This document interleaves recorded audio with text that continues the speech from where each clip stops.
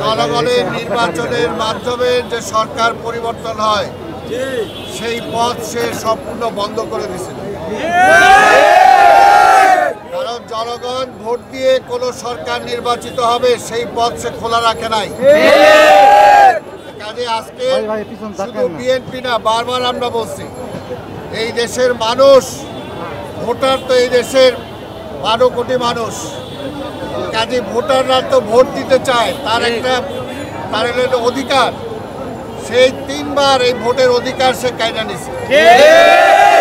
তার পাশাপাশি আজকে জনগণের এমন অবস্থা, ত্রাহি ভাব যে পেটে ভাত নাই, পরনে কাপড় নাই, কিন্তু পুলিশের ঠ্যাঙ্গানি আছে।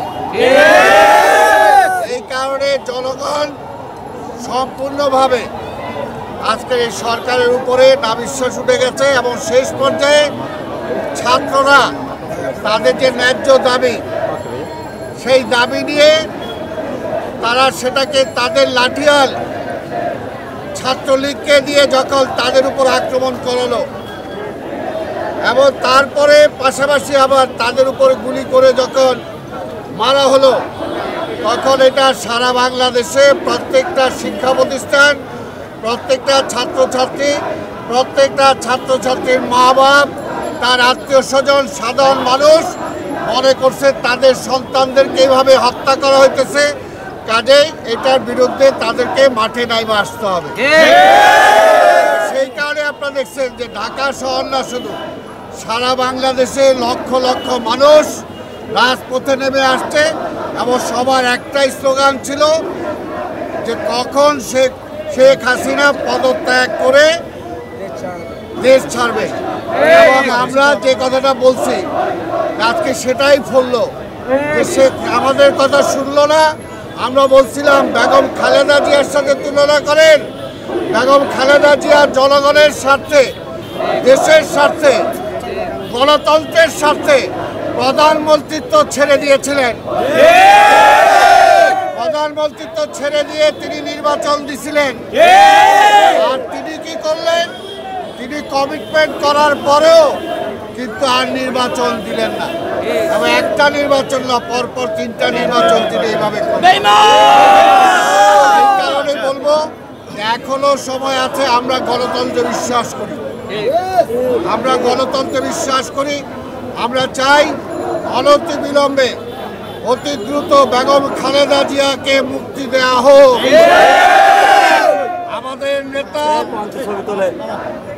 তারেক রহমানকে অনতিবিলম্বে দেশে আসার জন্য তার পাসপোর্ট তার হাতে ফেরত দেওয়া হোক এবং অতি দ্রুত সময়ে কেয়ারটেকার গভর্নমেন্ট, অস্থায়ী যে সরকার, সেটা আজকের মধ্যে ঘোষণা দিয়ে আগামী 3 মাসের মধ্যে নির্বাচন করে জনগণের নির্বাচিত প্রতিনিধিদের হাতে ক্ষমতা হস্তান্তর করা। আমরা এই ব্যাপারে দেখছেন, আমরা এখানেও বলছি, আমাদের ভারপ্রাপ্ত চেয়ারম্যান বলছে, ইভেন আমাদের নেত্রী, দেশনেত্রী বেগম খালেদা জিয়াও কালকে বলছে, আমাদের মহাসচিব বলছে এবং আমরাও আজকে ঢাকা মহানগর উত্তর দক্ষিণ তারা মিটিং করে সবগুলো থানাতে বলে দিছে, সারা বাংলাদেশে বলা হয়েছে। কারণ বিএনপি ধ্বংস রাজনীতি করে না, বিএনপি জ্বালাও পোড়াও রাজনীতি করে না, বিএনপি ভোটের রাজনীতিতে বিশ্বাস করে। এই কারণে আমরা চাই ভোটের মাধ্যমে যত দ্রুত সরকার নির্বাচিত হবে ততই সমস্যার সমাধান হবে। আমরা ভোটে বিশ্বাস করি, আমরা জ্বালাও পোড়াওতে বিশ্বাস করি না, আমরা ধ্বংস বিশ্বাস করি। দেশবাসীকে বলবো যে দেশবাসীর বুকের উপর যে পাথর চেপে বসে আছিল, দজ্জালের মতো যে পাথর, সেই শেখ হাসিনা, আজকে তার যদি সাহস থাকতো তাহলে সে পদত্যাগ করে দরকার হলে জেলে যাইত, কিন্তু তার সাহস নাই, তার সাহস নাই। আর আজকের এই দলকে মাঠে ছেড়ে দিয়ে সে নিজের জীবন দিয়ে পালাইছে। কাজে এটা কোনো সাহসী নেতৃত্বের কাজ না।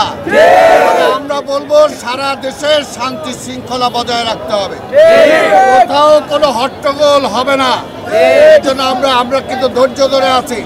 আমরা এর আগেও দেখছেন আমাদেরকে মারছে, আমাদেরকে গুলি করছে, কিন্তু তারপরে আমরা কিছুই করি না। এখনো আমরা কিছু করব না। জেলখানায় যারা আছে আমরা চাই যে আজকের মধ্যে যাতে সবাইকে ছেড়ে দেওয়া হয় এবং মিথ্যা যে মামলা দেওয়া হয়েছে সেই সমস্ত মামলাগুলো যাতে সব প্রত্যাহার করা হয়। অপেক্ষা করতেছে যে আজকে যে পরিবর্তন আসছে শান্তির মাধ্যমে, শৃঙ্খলার মাধ্যমে, এই পরিবর্তনটা আমরা ধরে রাখবো, এই বিজয়টা আমরা ধরে রাখবো। কোথাও যাতে কোনো উচ্ছৃঙ্খলতা না হয়। বিএনপি উচ্ছৃঙ্খলতায় বিশ্বাস করে না। সবার কাছে মেসেজ একটাই, ইনশাআল্লাহ দেশনেত্রী আমাদের মাঝে ফিরে আসবেন, আমাদের নেতা দেশনায়ক তারেক রহমান আমাদের মাঝে ফিরে আসবেন। নির্বাচিত সরকার আমরা অনতিবিলম্বে পাবো।